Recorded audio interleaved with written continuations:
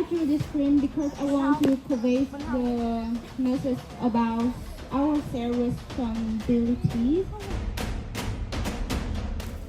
First, our artistry is empowered by the color of green.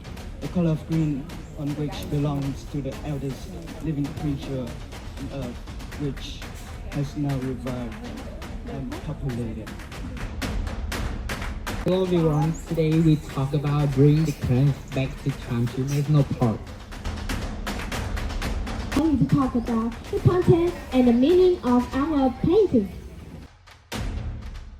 Today we will talk about our picture